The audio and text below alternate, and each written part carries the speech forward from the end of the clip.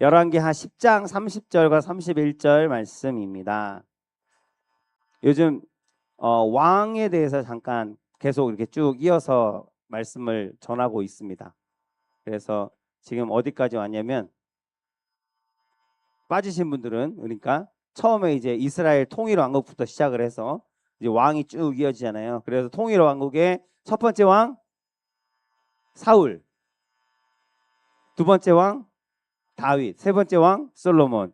여기까지가 통일 왕국. 그다음부터 이제 갈라지는 거예요. 갈라져서 북이스라엘과 남유다로 갈라지는데 남유다의 왕을 몇 번 하고 그다음에 이제 북이스라엘로 와서 아합 왕을 지난주에 했고요. 그리고 이제 아합 왕 다음에 잠깐 있었던 그 아합 왕의 아들이 있었고 그 아들이 몇 개월 했습니다. 몇 개월 했기 때문에 거기는 뭐 논할 게 별로 없고 그 다음에 이어지는 왕이 예후라는 왕이에요. 예후. 그래서 오늘은 예후에 대해서 잠깐 얘기를 나누려고 합니다. 열왕기하 10장 30절에서 31절까지의 말씀 우리 한 목소리를 봉독하겠습니다. 야훼께서 예후에게 이르시되 내가 나 보기에 정직한 일을 행하되 잘 행하여 내 마음에 있는 대로 아합 집에 다 행하였은즉 내 자손이 이스라엘 왕위를 이어 4대를 지내리라 하시니라. 그러나 예후가 전심으로 이스라엘 하나님 야훼의 율법을 지켜 행하지 아니하며 여로보암이 이스라엘에게 범하게 한 그 죄에서 떠나지 아니하였더라. 아멘. 아멘. 그래서 오늘 같이 읽은 두 절의 말씀을 가지고 모양만 있으면 안 됩니다. 라는 제목으로 우리 은혜를 나누려고 합니다. 예후 이야기 한다 그랬잖아요. 예후는 북이스라엘의 10번째 왕입니다. 남유다는요. 그래도 왕이 자주 바뀌지 않았어요. 근데 북이스라엘은 다윗의 혈통을 이은 왕들이 아니었어요. 그러다 보니까 그래서 그랬는지 아니면 모르겠지만 뭐 자기들의 욕심 때문이었겠죠. 그래서 구테타들이 많았고요. 그래서 왕들이 자주 바뀌었어요. 그러니까 한 핏줄을 따라서 이어서 왕위가 계승된 것이 아니기 때문에 뭐 바꿔 얘기하면 누구나 왕이 될 수 있는 거죠. 힘만 있으면. 그래서 힘을 가진 자들이 욕심을 내고 어떻게든지 높은 자리에 오르려고 하다 보니까 남유다에 비해서는 그 왕이 아주 짧은 시기를 집권하고 또 다음 왕이 세워지고 구테타가 일어나고 그래서 이 예후는 10번째 왕입니다. 10번째 북이스라엘 10번째 왕인데 원래는 이 사람은 왕족이라는 게 없겠죠. 그러니까 한마디로 남유다는 왕족이 있는데 북이스라엘은 왕족이라는 게 없어요. 그래서 이 사람은 원래 어떤 사람이면 이스라엘의 군대 장관이었어요. 우리나라로 하면 박정희 같은 거예요. 군권을 가지고 이제 구테타를 일으켜서 물론 그 구테타도 이 성경적으로 봤을 때 예후는 하나님께서 기름 부으셨어요. 아합이 그 전에 있던 전 왕이 아합이라는 왕인데 아합이 북이스라엘에서 가장 악한 왕으로 성경에서는 평가를 하고 있고요. 그래서 그 악한 아합을 심판하시기 위해서 하나님께서 들어 사용하시는 매가 바로 이 예후라는 사람이에요. 그래서 예후를 이미 구테타를 일으키기 전에 이 당시에 선지자가 누가 있었을까요? 엘리야와 엘리사. 엘리야와 엘리사를 통해서 이 예후에게 기름 부음을 부으셨어요.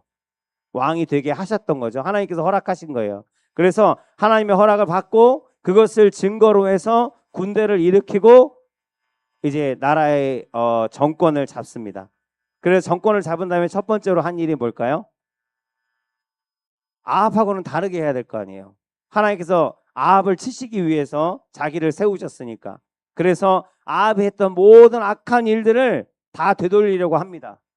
그래서 처음에는 하나님의 마음에 좋게 하였다라고 우리가 읽은 말씀에 아까 기억나십니까? 짧게 읽은 말씀에 그렇게 했다고 하잖아요.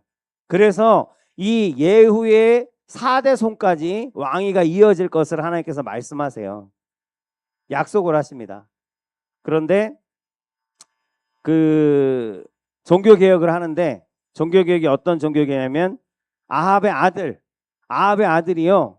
그래서 여러분 부모 윗물이 맑아야 아랫물이 맑다 하는 얘기가 있는 것처럼 아합이 가장 악한 왕이었고, 만약에 그 아들이 구테타가 일어나지 않았다면 아버지를 능가하는 악한 왕이 되었을 거예요.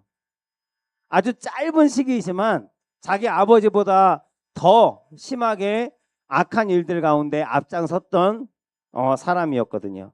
그래서 요람이라는 왕인데 몇 개월을 집권을 했습니다. 그 요람 왕을 어떻게 했을까요? 구테타를 일으키고 죽여요. 죽이는데 이 요람만 죽인 게 아니라 그 아합의 모든 자식들, 당시에는 왕의 자식들이 엄청 많았잖아요. 그 자식들을 다 죽입니다. 엄밀히 얘기하면 예후는 굉장히 잔인한 일들을 많이 했던 왕이기도 합니다. 그러니까 북이스라엘에서만 그렇게 한 게 아니라 남유다하고 전쟁을 해서도요. 그 왕의 이름이 잘 기억 안 나는데 요 당시에 같은 시기에 왕으로 있었던 그 왕, 이 북이스라엘이 그 당시에는 남유다보다 좀 강성했어요. 그래서 남유다와 전쟁을 해서 쳐들어가서 그 수도를 점령하고 그 왕은 도망갔지만 왕의 남은 자식들 있잖아요. 그 자식들을 다 진멸을 하고 죽이고 했던, 많은 사람들을 죽이고 피를 묻혔던 그러한 왕이기도 합니다. 근데 요람 왕을 죽이고 그 다음에 항상 하나님께서 잘했다 하시는 게 뭐예요? 성경에서 하지 말라 하는 것을 안 하는 게 잘하는 거고, 하라 하는 것을 순종하는 것이 잘하는 건데, 꼭 들어가는 게 뭐냐면 우상 숭배, 그리고 또 뭐 음행하는 거, 행음하는 거. 이 두 가지는 하나님께서 꼭 말씀을 하시는 내용 중에 있는데, 그래서 처음으로 온 이스라엘의 우상 숭배하게 만들었던 여인, 그러니까 아합이 자기의 세력을, 그러니까 아합 왕이, 전에 있던 왕이 왜 그렇게 악한 왕이라고 소문이 나냐면 심지어 악하기도 했지만 강하기도 했어요. 많은 나라들과 정략적으로 결혼을 하고요. 솔로몬처럼. 그렇게 해서 그 나라가 아합 왕 때는 가장 부강한 나라가 이 북이스라엘이었거든요.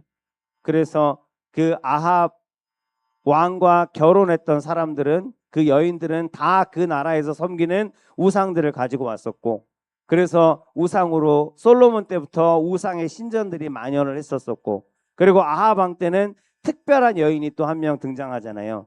그 아합의 유명한 아내 이세벨이 이제 바알을 더 아주 대거 아주 그냥 이 이스라엘로 들여오거든요. 그래서 바알에게 절하지 아니하면 또 불이익을 주기도 하고, 그래서 온 나라가, 온 북이스라엘 온 나라가, 백성들이 다 우상을 섬기도록 만들었던 그 이세벨을 또 죽입니다.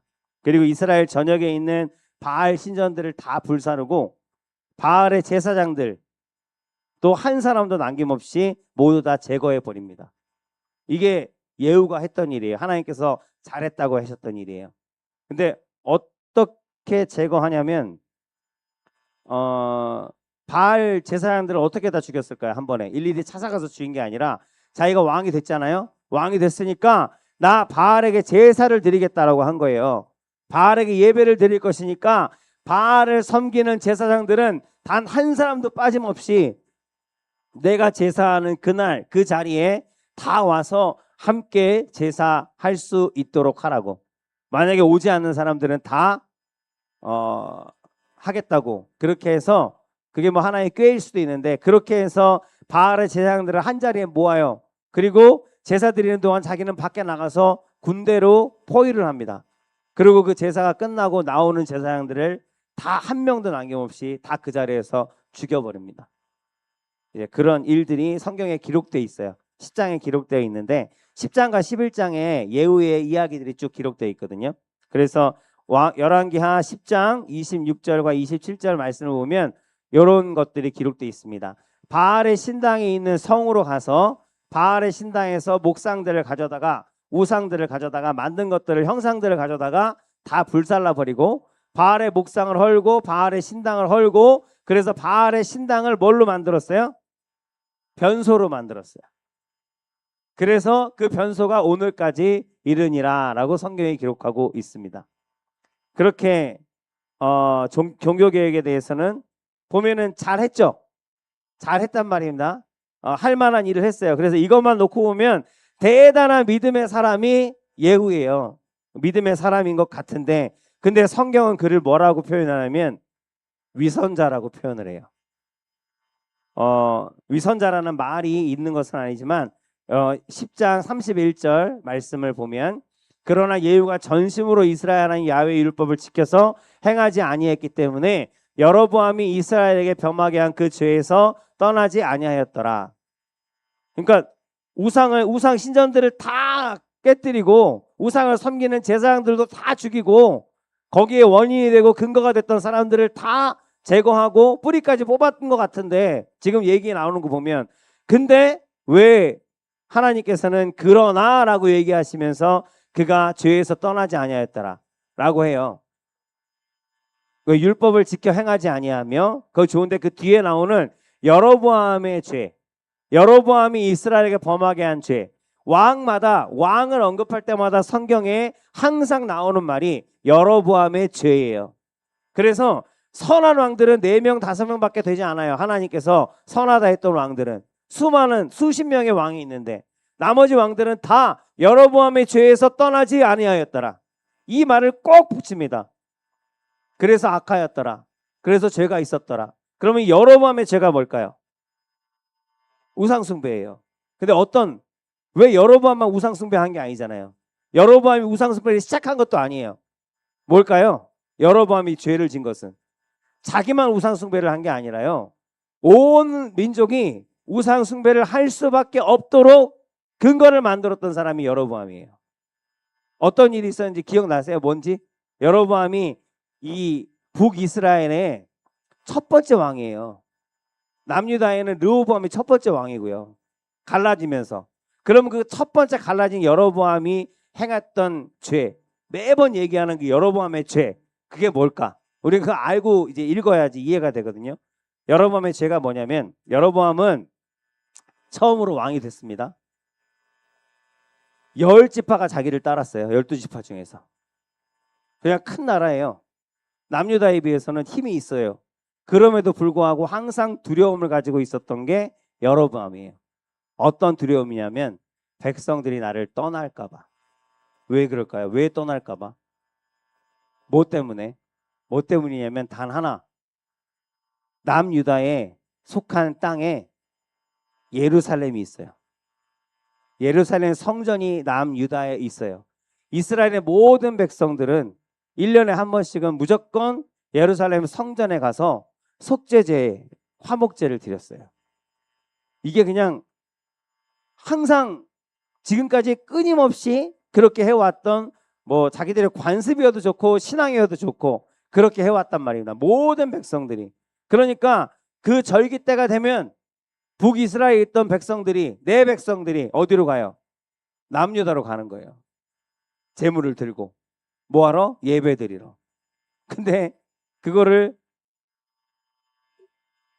원래 그렇게 했었으니까 그렇게 해서 가나보다 하면 됐을 텐데, 그럴 수도 있는데, 여로보암이 보기에는 내 백성들이 그렇게 남유다에 가서 예배를 드리고 오는 모습을 보면서 저러다가 남유다 사람들의 꾀임에 넘어가서, 야, 거기를 너희는 이렇게 매번 왔다 갔다 국경을 넘어가면서 그렇게 사냐?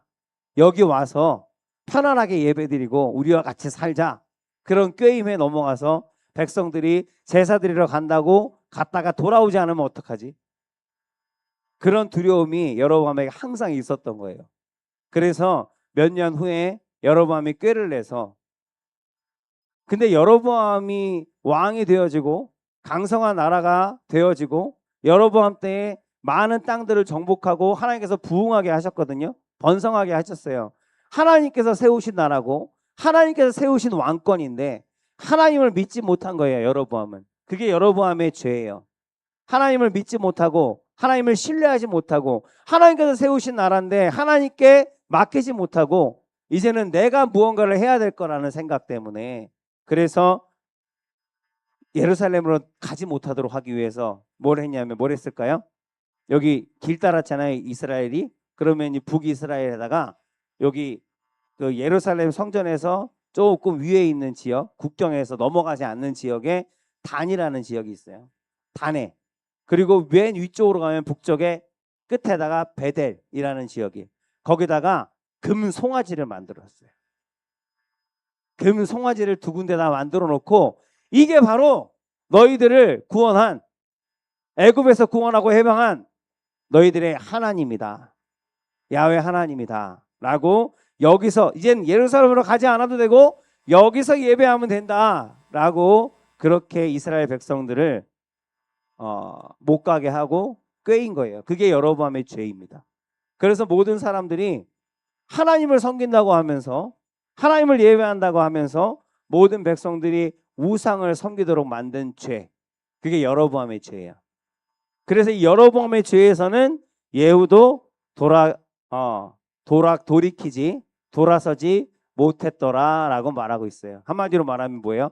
바알의 신당들도 다 무너뜨리고, 아세라 신당하고 모든 우상들의 신당을 무너뜨려서 그것들을 변소로 만들고 제사장들을 다 죽였는데, 다 좋은데 베델에 있는 금송아지하고 단에 있는 금송아지는 그대로 두었다라는 얘기예요. 왜 그대로 두었을까요? 똑같은 생각 때문에, 자기의 왕권을 지키기 위해서. 그래서 그것도 하나님 보시기에는 우상인 것을 그도 알고 있으면서도 자기의 왕권, 자기의 욕심을 채우는데 이익이 될 거라고 생각된 그 우상만큼은 깨뜨리지 아니하고 치워버리지 아니하고 거기에 예배 드리도록 그대로 놓아두었다라는 거예요.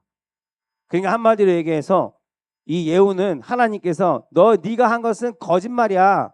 너는 그럴듯하게 모양만 취한 것이지 실제로 네 마음은 전심으로 나를 따르지 않았다라고 하시는 거예요. 이해되세요? 그러니까 우상을 때려 부시는 게 하나님을 기쁘시게 하고 하나님의 뜻대로 한 게 아니라 보여주기 식으로 내 왕권을 더 견고히 하기 위해서, 그 이전에 왕권으로서 그 다스리고 치리하는 가운데 도움이 됐던 모든 것들을 다 깨뜨려 버린 거예요. 거기에 우상에 포함되어 있었던 거고, 이제 자기의 왕권을 지키기 위해서 필요한 우상들은 그대로 놔두는 그 모양을 보면서 하나님께서 네가 그러나 여로보암의 죄에서는 돌이키지 아니하였구나 라고 그렇게 말씀하고 있는 것입니다. 이스라엘 왕들 중에 나는 오늘부터, 내가 왕이 됐으니까 오늘부터 나는 하나님께 반항할 거야, 나는 악한 왕이 되고야 말 거야, 뭐 죄예요. 그렇게 그렇게 작정하고 하나님을 거역한 그런 왕이 있었을까요? 없었을까요? 그런 왕은 없었어요. 아예 작정하고 하나님한테 대들었던 왕은 없었어요. 또 하나님을 믿지 않았던 사람도 한 사람도 없었습니다. 다 하나님을 알았고요, 다 하나님을 예배했던 사람들이에요. 그런데 왜 실패했을까? 이유는 단 하나, 오늘 드리고 싶은 말씀, 마음을 다하는, 하나님 앞에 온 마음으로, 마음을 나누지 아니하고 한 마음으로 하나님을 섬기는 그런 마음, 그런 믿음이 그들에게는 없었다라는 것입니다. 하나님의 뜻을 따르는 게 아니라 자기 욕심을 결국은 따랐다라는 것이에요. 그래서 실패했다는 겁니다. 여러분, 어떤 교도소에 아주 흉악한, 아주 거친 조폭 3명이 있었답니다. 그 조폭이 있는 방에 예수님이 들어가셨어요. 그러면 여러분 어떻게 돼? 예수님이 조폭이 됐을까요? 아니면 그 조폭들이 변화되어 갖고 예수님의 제자가 됐을까요? 뭘 자꾸 웃기만 해요. 예수님이 조폭된 모습을 생각해 보는 거예요. 네. 그래서 우리는 당연히 조폭들이 변화될 것이다 라고 대답합니다. 아마 누구한테 물어봐도 그럴 거예요. 왜일까요? 우리는 예수님을 믿기 때문에, 예수님의 그 놀라운 영향력, 아직 그 영향력이 있음을 우리가 믿기 때문에 그래서 조폭들이 변해될 것이다 라고 그렇게 대답할 수 있습니다. 누구나 다 그렇게 합니다. 그렇다면 우리는 예수님을 믿습니다. 아멘. 여러분 예수님을 믿는다고 고백합니다. 아멘. 그리고 내 안에 예수님이 계시다라고 믿습니다. 그러면 여러분은 내 안에 예수님이 계시잖아요. 예수님이 그 조폭들 방에 3명이나 있는데 들어갔는데 조폭들이 변화될 것을 우리는 믿는다고 대답한단 말입니다. 근데 우리 안에 예수님이 계시대요. 내가 그것을 믿습니다. 그러면 여러분은 이전과는 확실하게 다르게 뭔가 달라졌습니까? 예수님의 제자로 변화돼서 여러분 살고 있습니까?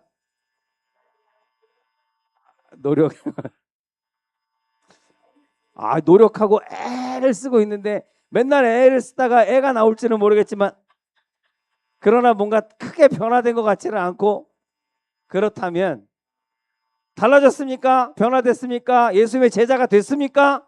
여러분의 안에 예수님이 계시다면 그렇게 되는 것이 당연하지 않습니까? 라고 물어보는데 거기에 대해서 우물쭈물하고 대답을 하지 못한다면 이유는 둘 중에 하나입니다. 우리 안에 계신 예수님이 아무런 능력도 없는 예수님이든지 아니면 우리 안에 예수님이 계시지 않는 것입니다. 우리가 아까 대답했듯이 그 죄수들도 예수님이 그 안에 들어가시면 변화될 거라고 우리가 믿잖아요. 근데 그 예수님이 우리와 함께 계시는데 우리 안에 계시는데 그것을 내가 믿는데 왜 나는 달라지지 않아요? 그러면 내 안에 예수님이 안 계신 거죠. 계시다면 달라져야 되는데. 할렐루야. 네. 확 달라지진 않나요? 네. 그래. 우리 서영장 원사님 안에 있는 예수님은 아주 느긋하신 예수.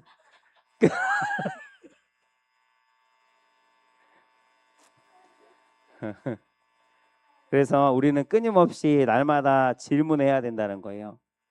내 안에 계신 분이 도대체 어떤 분인가? 그분이 내 인생의 진짜 왕이신가? 나의 주인이신가? 나를 다스리는 것이 나 자신인가? 아니면 내 안에 계신 그분인가? 날마다 질문해 봐야 되는 거예요. 내 안에 계시다고 해서 우리가 그 주도권을 넘겨드리지 않으면 인격적인 하나님이 그저 가장 합당한 때를 기다리시면서 우리에게 말씀하시고 권면하시긴 하겠지만 두들겨 패고 때려잡아갖고 그렇게 바꾸시는 하나님은 아니시거든요. 그렇게 했을 것 같으면 진작에 노아의 홍수 때 이미 모든 게 다 달라졌겠죠. 하나님께서는 우리에게 끊임없이 참으시면서 기다리시는 하나님이십니다. 그래서 끊임없이 우리가 스스로에게 질문하면서 내가 쥐고 있던 것들을 내려놓고 내 안에 계신 예수님께서 나를 통해 역사하시도록 그렇게 더 낮아지고 더 겸손하게 하나님의 얼굴을 구할 때에 그 하나님의 능력이 내 안에 계신 예수님의 능력이 하나님 열매 맺게 되어지는 줄로 믿습니다. 예후는 하나님 앞에서 온전히 죽지 못했습니다. 왕권과 권력 아까 얘기했지만 그런 것에 대한 욕심이 너무나 컸기 때문에 그게 내 욕심이 살아 있었기 때문에 그 소망이 살아 있었기 때문에 하나님 앞에 너는 위선자다. 모양만 그럴듯했을 뿐이지 내가 네 속을 다 안다 라고 하시는 하나님의 말씀을 들을 수밖에 없었다라는 것입니다. 저와 여러분도 모양은 그럴듯하잖아요. 예배당 와서 수요일날 다른 사람들은 안 나오는데 우리는 나와서 비가 오고 지금 날씨가 이런데도 불구하고 하나님 앞에 예배 드리려고 나온 모양은 그렇다는 말입니다. 그런데 이것이 전심이 아니라면 우리도 똑같은 이야기를 들을 수밖에 없다라는 거예요.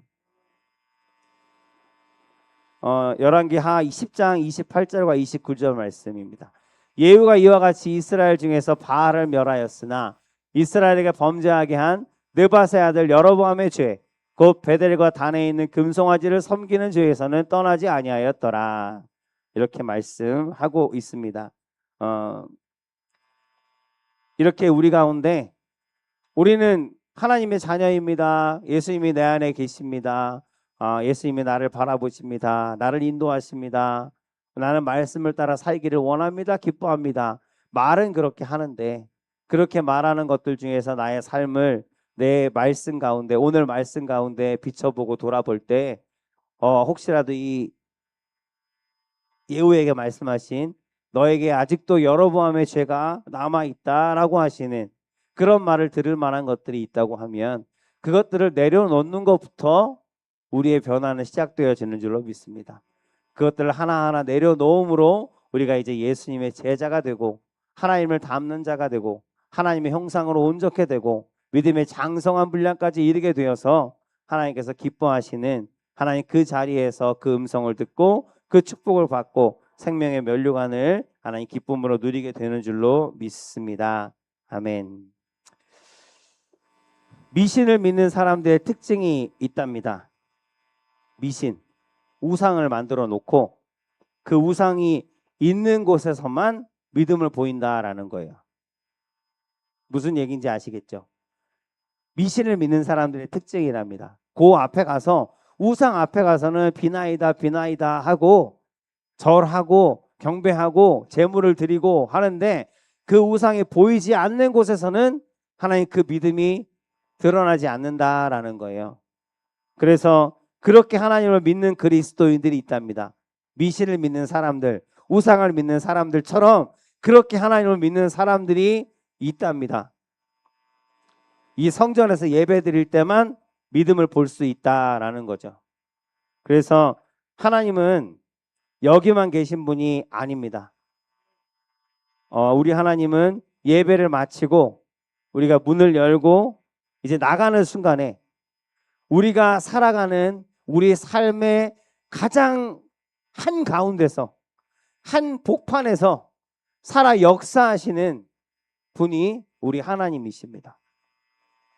그 하나님을 믿어야 이 성전에만 계시는 하나님이 아니라 우리 삶 가운데 어디서나 하나님 우리의 삶 가운데서 우리의 중심에서 살아서 역사하시는 하나님이 내가 믿는 하나님이 되어질 때 우리는 우상을 섬기지 아니하고 온전히 하나님을 전심으로 온 마음으로 믿고 따르고 그 축복을 누리는 사람들이 되어지는 줄로 믿습니다.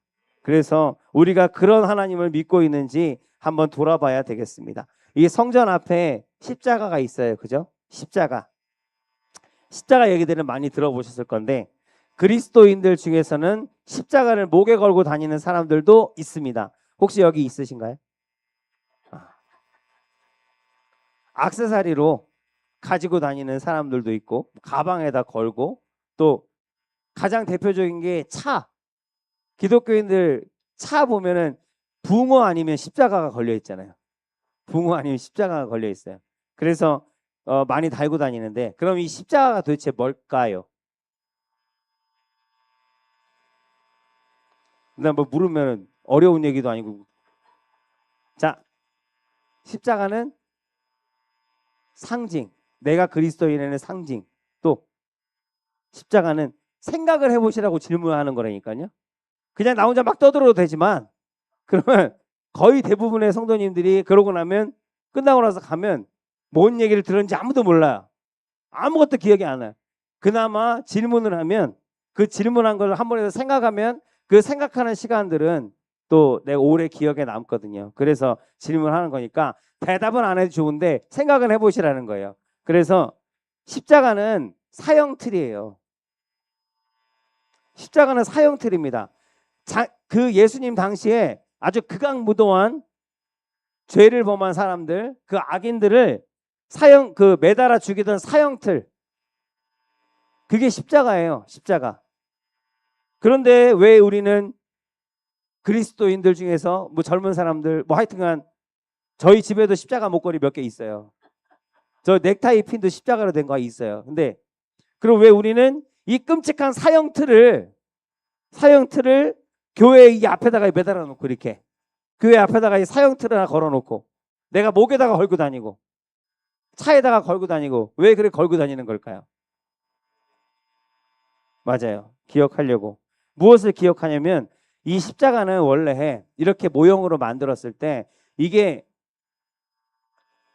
그냥 모형으로 십자가 예뻐서가 아니라 사형 틀린 거를 처음부터 알고 있었잖아요. 근데 뭐 승은 지사님 얘기한 것처럼 이 십자가 우리에게는 사랑의 상징이니까, 우리를 사랑하시는 하나님의 사랑이 완성되어진 어떤 증거가 되어지니까 그렇게 그런 형상으로 갖고 다니기도 하지만, 이 십자가에는 믿음의 고백이 있는 거예요. 내가 십자가를 달고 다니는 건 그냥 달고 다니는 게 아니에요. 내가 그리스도인이라고 달고 다니는 거잖아요. 내가 믿음이 있다고 달고 다니는 거잖아요. 그럼 그 믿음이 뭐고, 그 내가 그리스도인이라는 게 뭐냐고요. 그게 뭐냐면, 나는 이 십자가를 볼 때마다 나를 사랑하사 나를 위하여 자기 자신을 버리신 그 하나님, 그 주님을, 하나님의 아들을 사랑하고 이제는 내 욕심을 따라 사는 것이 아니라 내 욕심은 이 십자가 형틀에 못 박혔습니다. 나는 이제 하나님의 사랑으로 되살아났습니다. 그래서 내 욕심은 다 이 십자가에 못 박고 이제는 내 뜻이 아니라, 내 욕심이 아니라 누구의 뜻으로? 하나님의 뜻대로, 하나님의 말씀대로 그 사랑 안에서 살겠습니다 라고 하는 믿음의 고백이 그 십자가에 있는 거거든요. 그 고백으로 십자가를 세워놓은 거고요. 그 고백으로 우리가 십자가를 달고 다니는 거예요. 그냥 예뻐서 달고 다니는 게 아니란 말입니다.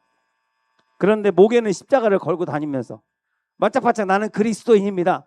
그 차에다가 십자가 막 흔들흔들 달아놓고, 붕어 달아놓고 예수 그리스도 하나님의 아들 달아놓고 나서 달고 다니면서 하는 짓은 세상과 모든 걸 다 타협해갖고 내 욕심대로, 내 뜻대로 내 욕심 채우면서 살면서 십자가만 달고 다닌다면, 예후에게 하나님께서 하셨던 그 말씀이 바로 그 사람에게 하시는 말씀이 되어줄 수 있다라는 거예요. 왕하 30장 오늘 읽을 마지막 말씀.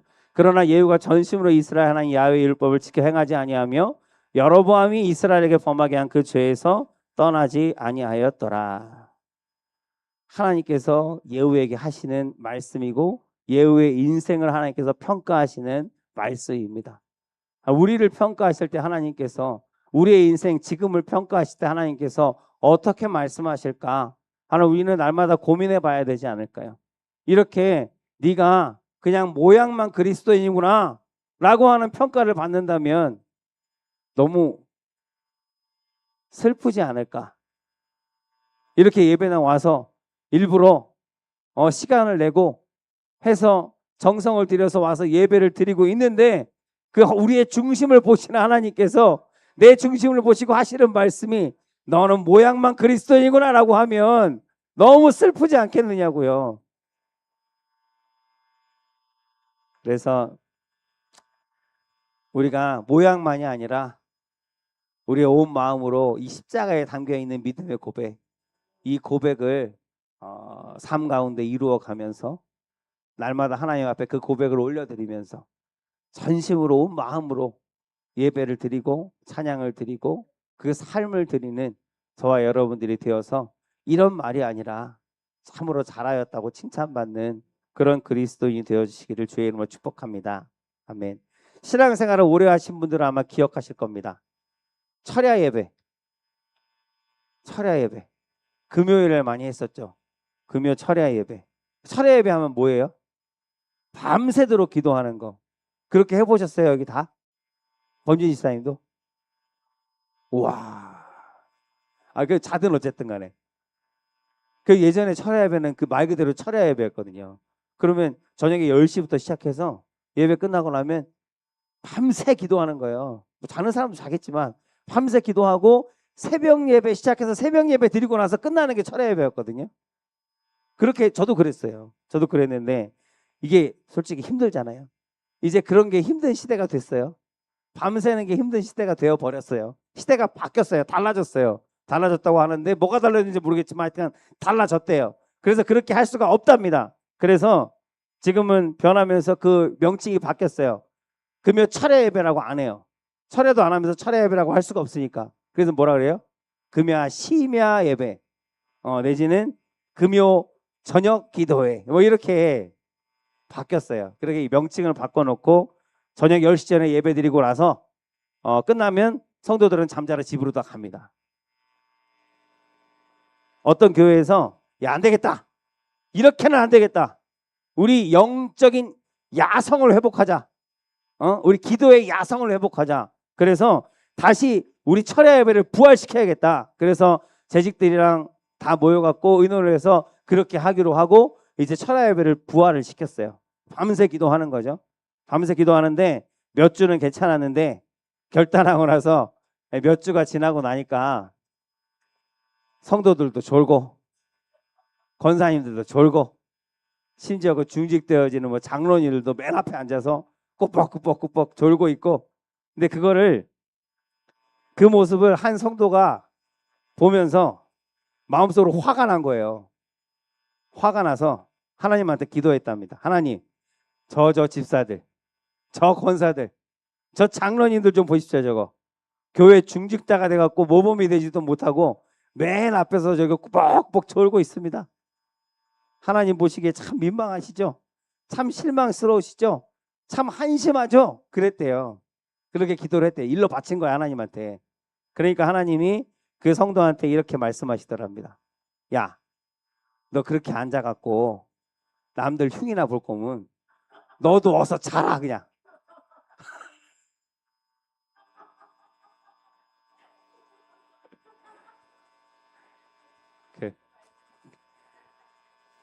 하나님은 우리 중심을 보세요. 중심을 보시기 때문에 요즘에 그 유튜브에 보면 교회를 욕하는 사람들, 뭐 직분자들이나 목회자들을 딱 꼬집어 갖고 이제 비판하고 하는 그러한 영상들이 많이 있어요. 근데 여러분 그 사람들 조심해야 되고요. 뭐라고 해야 될까요? 그 사람들은 그렇게 하는 것이 절대 하나님의 뜻은 아니라라고 저는 믿습니다. 어떤 사람을 잘못된 게 있겠죠. 당연히 잘못된 게 있으니까 잘못됐다 하겠죠. 잘못된 게 있고 고쳐야 될 것들이 있지만 사람을 판단하는 것은, 그리고 정죄하는 것은, 그 능력은, 그 권세는 오직 하나님께만 있는 줄로 믿습니다. 그 모습이 마음에 들지 않는다면, 진짜 참 그리스도인이라고 하면, 하나님의 뜻을 분명히 아는 자라고 하면, 우리를 사랑하시고 용서하셨던 그 하나님의 모습을 따라서 그 사람을 먼저 용서하고 그 사람을 위해서 사랑으로 기도해야 주는 게 맞다고 저는 생각을 해요. 손가락질하고 지적하기보다는. 아마 그 사람이 모를까요? 다른 사람들은 몰라서 지적하지 않을까요? 그러나 진짜 그리스도인들은 하나님의 뜻대로 기도하는 사람들인 줄로 믿습니다. 못마땅하고 마음에 들지 않고 잘못된 것이 있을수록 더욱더 하나님 앞에 무릎 꿇는 것이 그리스도인의 사랑하는 방법이고 책망하는 방법인 줄로 믿습니다. 근데 우리가 우리의 생각이 앞서서, 우리의 욕심이 앞서서, 신앙도 마찬가지예요. 좋은 것이라고 하더라도, 아무리 선한 일이라고 하더라도 하나님의 뜻에 앞서가는 것은 죄입니다. 성경은 분명히 그렇게 우리에게 가르치고 있습니다. 내가 좋은 일로 한 거잖아요. 그건 하나님 앞에 핑계일 뿐입니다. 하나님보다 앞서 나아가는 것은 하나님의 때가 있는 거예요. 우리에게 기도할 때도 하나님의 때가 있잖아요. 우리를 구원하실 때가 있잖아요. 사랑할 때가 있잖아요. 심판하실 때가 있잖아요. 하나님도 그 때를 지켜서 하나님 우리를 계획하시고 우리의 인생을 이끌어 가시는데, 하나님보다 앞서서 행하는 것은 죄라는 것입니다. 하나님 앞에. 그래서 우리의 신앙의 열심도, 잘하고자 하는 열심도 항상 하나님 앞에 묻고 구하는 것이 먼저입니다. 그래서 항상 하나님과 보폭을 맞추어 나갈 때 하나님의 권세와 능력이 내 것이 되어지고, 그 능력이 나타나게 되어지고, 하나님의 사랑이 나타나지고, 모든 것이 합력하여 선을 이루게 되는 줄로 믿습니다. 근데 많은 신앙인들 중에, 그리스도인이라고 하는 사람들 중에 그렇게 비판하는 글을 올리고 영상을 올리는 사람들도 다 그리스도인이란 말입니다. 다 예수님을 믿고 예배드리는 예배자들이란 말이에요. 그런데 하나님보다 앞서 나가는 거예요. 그건 죄입니다. 분명한 죄. 왜 그러냐면 기술자들, 나무를 만드는, 이런 가구를 만드는 기술자들, 여기 보면 이 나무가 하나로 돼 있지 않잖아요. 나무로 합판을 이렇게 만들어서, 그래서 어떻게 이거를 붙이는 거잖아요. 붙일 때 뭘로 붙여요? 뭐 본드로 붙이기도 하겠지만 대부분 이제 나사나 이런 걸로 조이잖아요. 그러면 그 나사를 조이는 어떤 그런 것을, 기술인데, 그 엔지니어들이 쓰는 말에 토크밸류라는 게 있대요. 토크밸류. 그냥 상식적으로 알아두세요. 토크밸류. 이 나사를 조이는 강도를 얘기하는 거예요. 그래서 이 의자는 의자, 테이블이면 테이블, 그리고 그 나무, 그 만든 나무의 재질에 따라서 이게 얼마만한 강도로 조절을 해야 되는지 어떤 그 규격이 있대요. 근데 초보자들, 그런 나무를 만드는 그 초보 목수들은 그런 일이 별로 없대요. 그런데 숙달된 사람들 있죠. 익숙해지고 오래오래 그 일들을 했던 사람들, 소위 숙달된 전문 기술자라고 하는 사람들이 실수하는 경우들이 더 많대요. 왜 그럴까요? 익숙해져서 내가 해봤거든요. 그러니까 전에는 거기에 맞게 하려고 막 도면을 보고 거기 써 있는 거 보면서 요만큼 요거 조절하고 또 재보고 조금 더 해야겠네. 처음에는 그렇게 시작했을 거 아닙니까? 그렇게 정말 좀 조심스럽게 그 하나하나를 다루었는데, 근데 시간이 지나고 나니까 이제 내가 해봤거든. 나 많이 해봐서 나름 전문가거든. 사람들이 알아주거든. 그러니까 내가 하는 게 정답인 거예요. 그러니까 그냥 했던 생각대로, 옛 습관대로, 그냥 내 감으로 그냥 이 정도면 될 거야. 그렇게 하다 보니까 나무가 많이 조이면 어떻게 될까요? 깨져버려요. 적게 조이면 헐렁헐렁해져 갖고 나중에 떠덕떠덕거리겠죠. 그렇게 되어진다는 거예요. 그런 실수가 초보자들보다는 오히려 숙련된 사람들한테 더 많이 일어난다라고 합니다. 우리의 인생도 마찬가지인 거예요.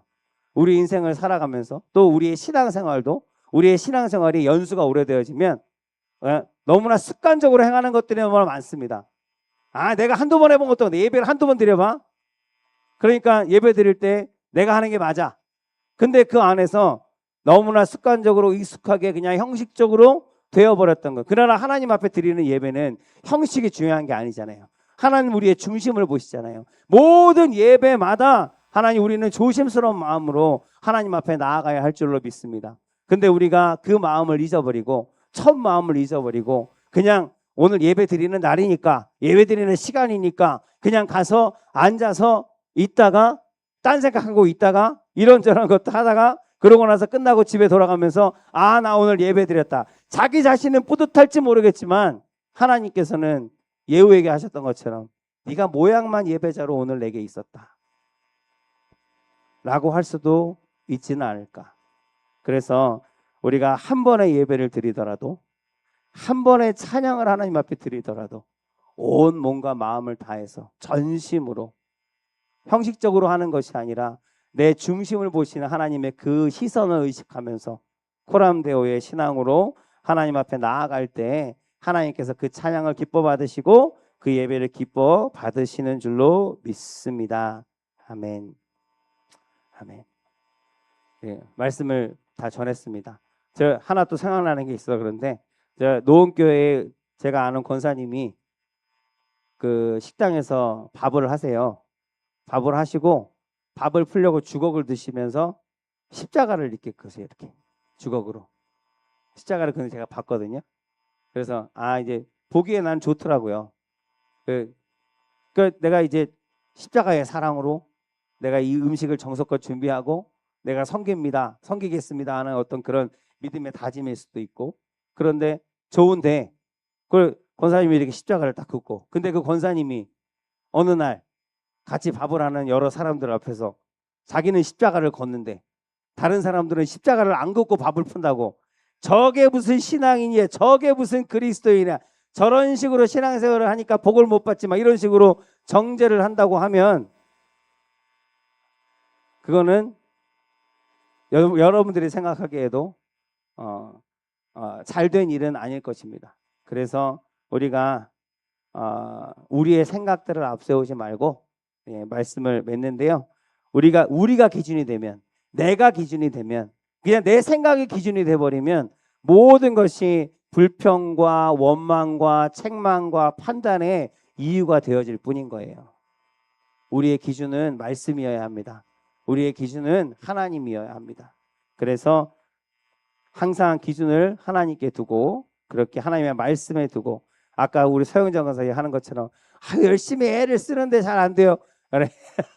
잘 안 되더라도 그렇게 항상 기준을 변하지 마시고 그렇게 항상 하나님 앞에 그 말씀을 기준으로 삼아서 겸손한 모습으로 하나님 앞에 전심으로 예배함으로 하나님의 축복을 받고 하나님의 칭찬을 받는 저와 여러분들 다 되시기를 주 예수 그리스도의 이름으로 축복합니다. 아멘.